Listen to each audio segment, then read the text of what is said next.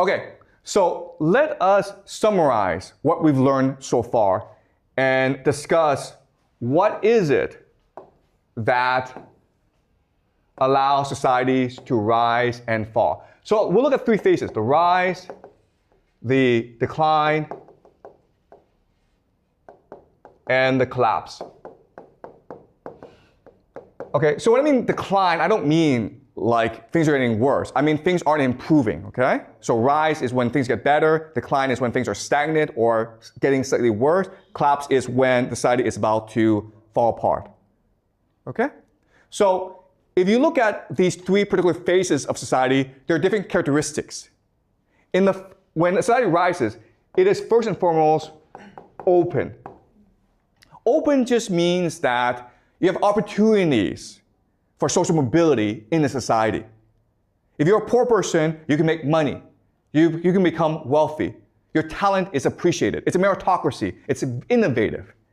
If you criticize society, people are like, thank you for criticizing us because criticism makes us better people. Okay, there's open debate. Now, what's really interesting is most young societies are open societies, okay? So, for example, in 1950s, America was a democracy, right? China was communist. But, this is really interesting, in the 1950s, they were both open societies. You could criticize leaders. In fact, you were encouraged to criticize leaders. China was as democratic back then as the United States, okay? So it's not about political systems, it's just about what stage you are in social development. So if you're young, you're going to be open, you're going to be democratic, you're going to be meritocratic. You want to learn, so you will listen to criticism, okay? That's the first great characteristic of a society on the rise. It's openness. But when you reach a decline phase, guess what? Society becomes bureaucratic. Okay? Bureaucratic. Why? Because if we go back to this model, as a company loses more and more money, the managerial class is concerned with maintaining their jobs. So they become bureaucrats. Okay? They have to prove their worth. So they create a lot of paperwork. They make everyone follow the rules. Society becomes more and more bureaucratic. Then in the collapse phase, society becomes authoritarian. Okay? Before decline is about following the rules. Now it's just rule by force. Okay? But there's another way of saying this.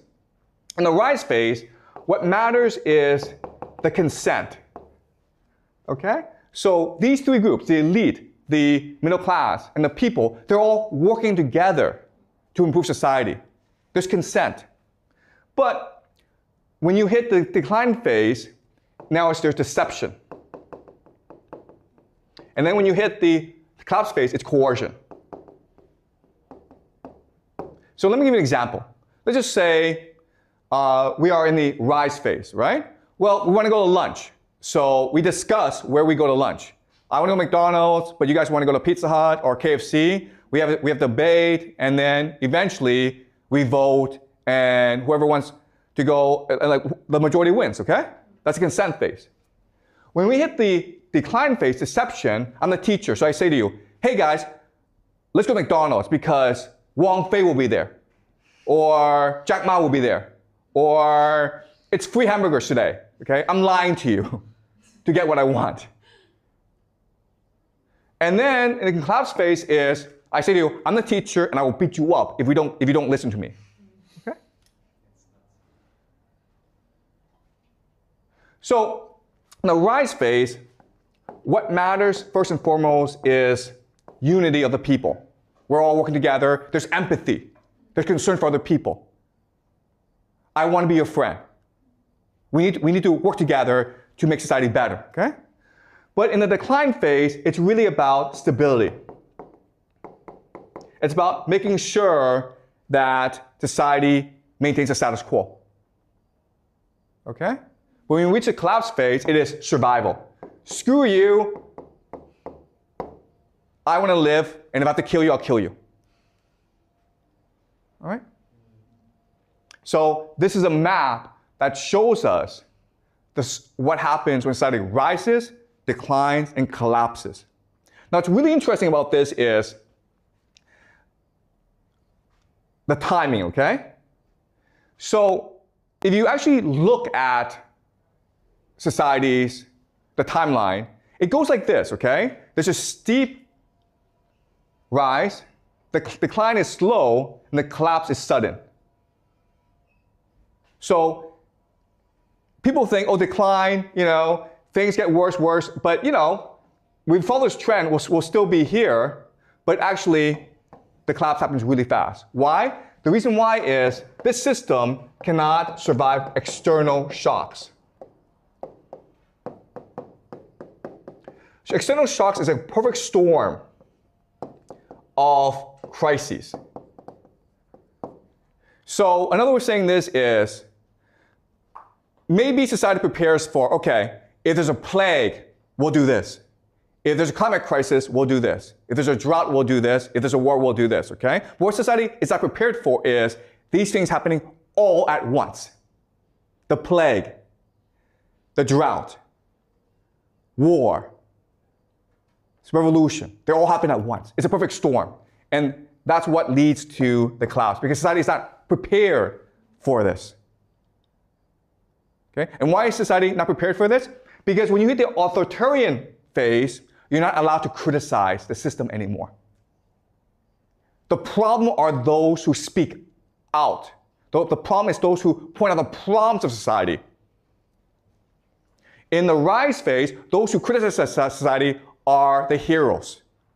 They are appreciated. They are rewarded. In the collapse phase, those who speak out are the enemies of society. And therefore, society cannot be prepared for any external threats, which leads to its collapse. Any questions? Okay, so this is the analytical model that we're working with. And again, we're going to apply it to the present, and then we're going to apply it to the past. Okay? So with this analytical model, what we can do is make certain predictions about the future. So I will make these predictions.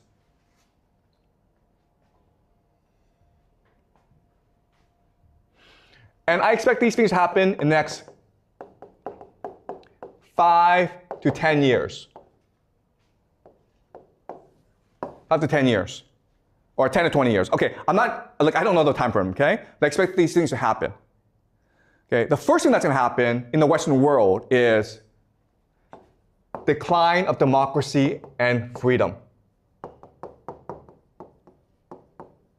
So remember, in the rise phase, society is democratic and open and meritocratic. But as you move on, it becomes more bureaucratic and ultimately authoritarian, okay? So we will see the United States, Europe become much more authoritarian. You will see a collapse of democracy and freedom in these nations.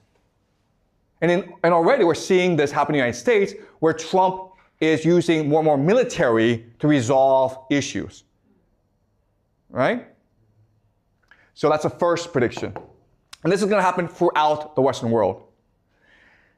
Second thing is economic collapse.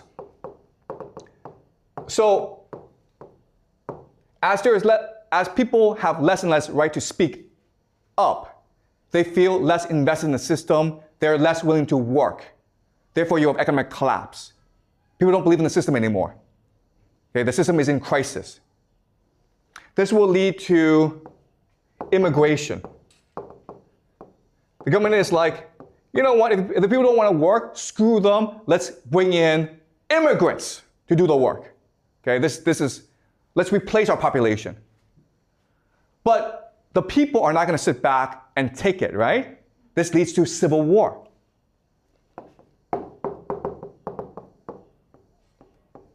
People are not killing each other on the streets.